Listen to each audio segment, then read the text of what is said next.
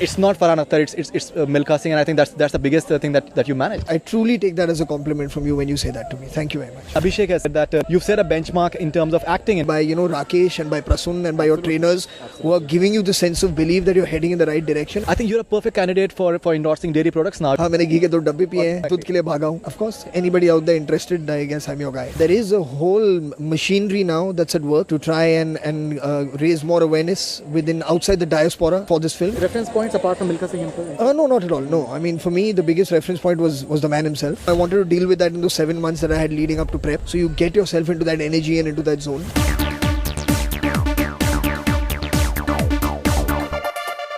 Well, it's wonderful to have Farhan Akhtar here in Army Cantonment in Chandigarh, where the special screening of Bhaag Milkha Bhaag is taking place. And Farhan, first of all, unbelievable performance. I've seen it on Tuesday, and still the character has not come out of my head. It's not Farhan Akhtar, it's Milkha Singh, and I think that's the biggest thing that you managed. I cannot thank you enough for saying that. No, seriously, no, I really cannot. I'm very glad that you're saying it to me, because you remember we had a conversation before the thing, and there were certain aspects about the film that you spoke to me about. Kya ye zaruri tha, kya wo zaruri tha. You know, but I'm the reason I'm saying I completely I'm not denying that. You know that I've been really appreciative of your. I am not denying that at all, but I feel so happy that you understand it now. Once that you've seen the film, and I truly take that as a compliment from you when you say that to me. Thank you.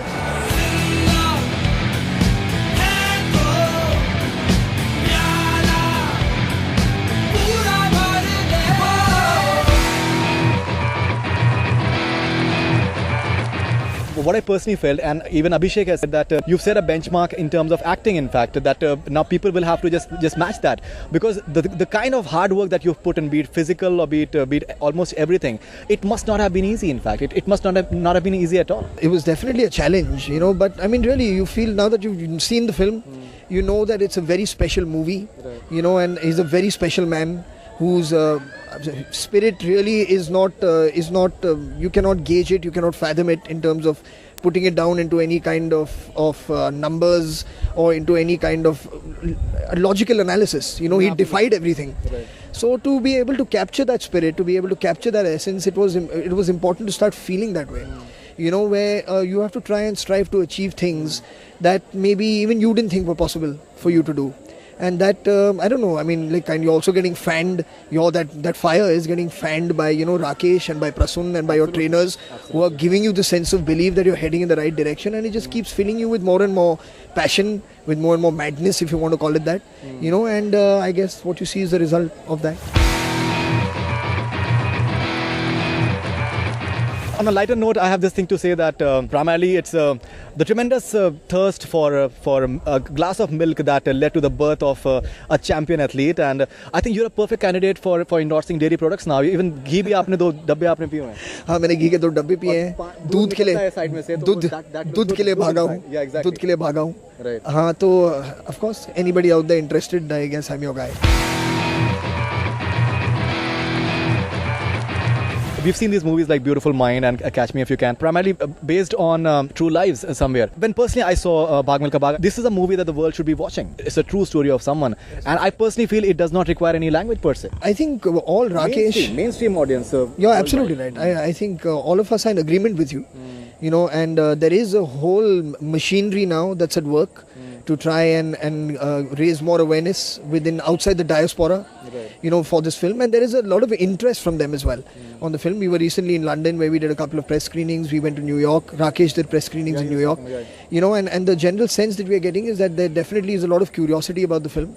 I think more often than not, when a film needs to translate for a like a mainstream audience, I think maybe a different kind of an edit in terms of just to fit their understanding of storytelling is needed, or their kind of parameters of how they like to watch their films is needed. But the content is something that I think is universally appealing. And that is what they've all kind of understood and what they've all probably bought into. And now I think it's up to us in terms of how we position it and take it forward.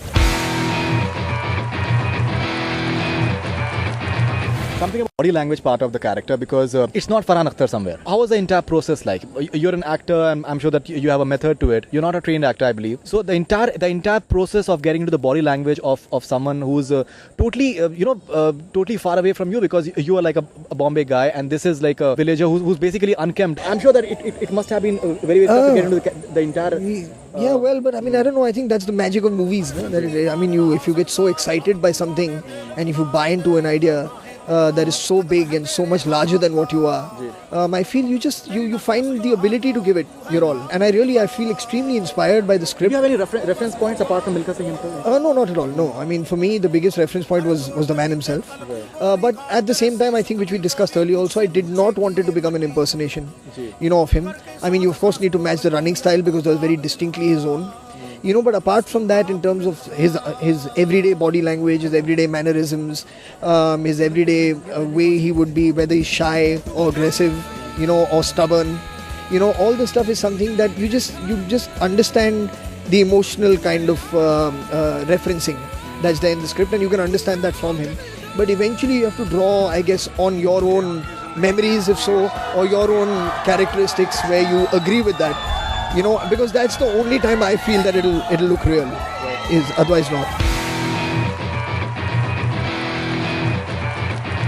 Entire physical training that you go through in Ladakh especially, and generally apart from that, it somehow looks very very real.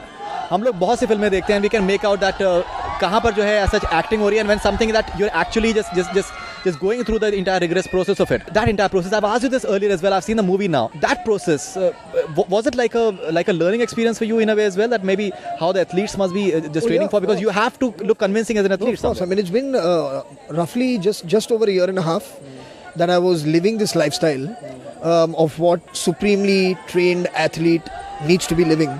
So we live that lifestyle, and that was very important, because there's no way of getting into the mindset of an athlete unless you actually start thinking like an athlete, and start living like an athlete.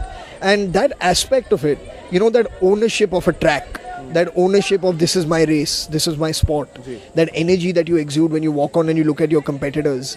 You don't want to go and tell them I'm going to beat you. They have to be able to see that in your eyes, and that can only come from a serious amount of self-belief, which can only come from really having trained so hard that you feel that you can beat anyone, because that's when you'll start believing that I'm an athlete. And that aspect of it, I did not want to think about so much when I was shooting the film. I wanted to deal with that in those 7 months that I had leading up to prep. So you get yourself into that energy and into that zone, so that when you're there, because each race, and now that you've seen it again, we can talk openly, is that each race has an emotional story attached to it. Exactly. There's no race just for the sake of a race. Right. It's doing something. It's either building the character in Milkha, or it's taking the story forward. Right. And between Rakesh and me, that's what we wanted to focus on, and not worry about 4 बार 100 metre भागने हैं, उसके बाद 80 metre 2 होंगे, और फिर end में 200 होंगे, तो अभी now you start. It wasn't that. So you just come prepared for the day. That does teach you a lot about what an athlete is like, because I mean, they train so hard, and you think about it, their days to shine are so few and far between. The Olympics comes once every 4 years, the Asian Games happen once every so often, once every 2 or 3 years, the Common every 4 years, then the Commonwealth Games is also something that happens maybe in the same cycle, if I'm not mistaken. So it's just, those are your big moments, and you're training for the rest of the time just for that one mega event, and that's going to define you. Who remembers who came third and who came fourth?